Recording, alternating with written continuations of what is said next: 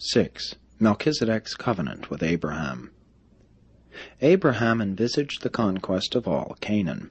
His determination was only weakened by the fact that Melchizedek would not sanction the undertaking. But Abraham had about decided to embark upon the enterprise, when the thought that he had no son to succeed him as ruler of this proposed kingdom began to worry him. He arranged another conference with Melchizedek, and it was in the course of this interview that the priest of Salem, the visible Son of God, persuaded Abraham to abandon his scheme of material conquest and temporal rule in favor of the spiritual concept of the kingdom of heaven.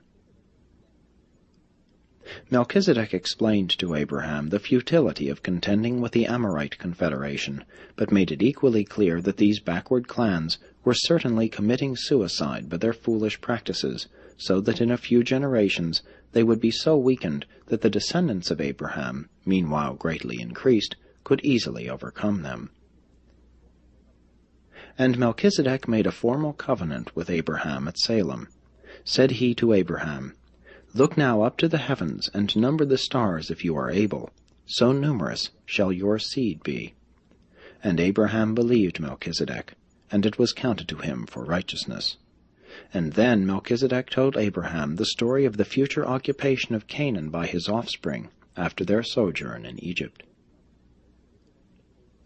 This covenant of Melchizedek with Abraham represents the great Urantian agreement between divinity and humanity, whereby God agrees to do everything. Man only agrees to believe God's promises and follow his instructions. Heretofore it had been believed that salvation could be secured only by works, sacrifices, and offerings. Now Melchizedek again brought to Urantia the good news that salvation, favor with God, is to be had by faith.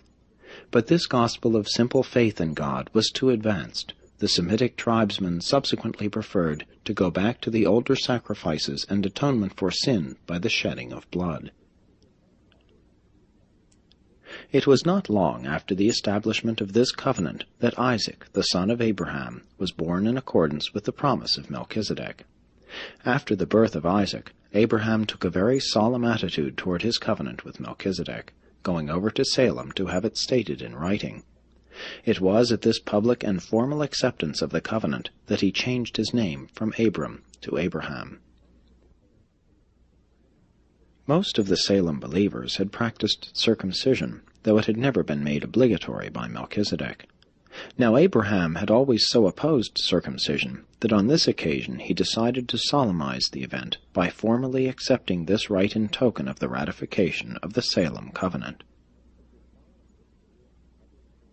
It was following this real and public surrender of his personal ambitions in behalf of the larger plans of Melchizedek that the three celestial beings appeared to him on the plains of Mamre.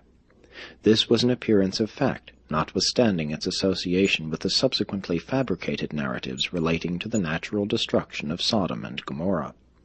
And these legends of the happenings of those days indicate how retarded were the morals and ethics of even so recent a time. Upon the consummation of the solemn covenant, the reconciliation between Abraham and Melchizedek was complete.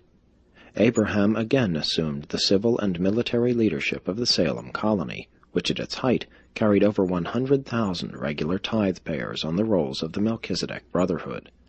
Abraham greatly improved the Salem temple and provided new tents for the entire school.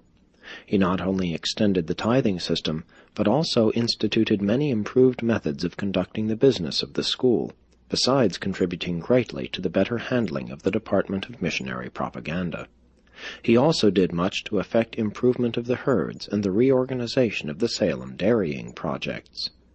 Abraham was a shrewd and efficient businessman, a wealthy man for his day. He was not overly pious, but he was thoroughly sincere, and he did believe in Machiventa Melchizedek.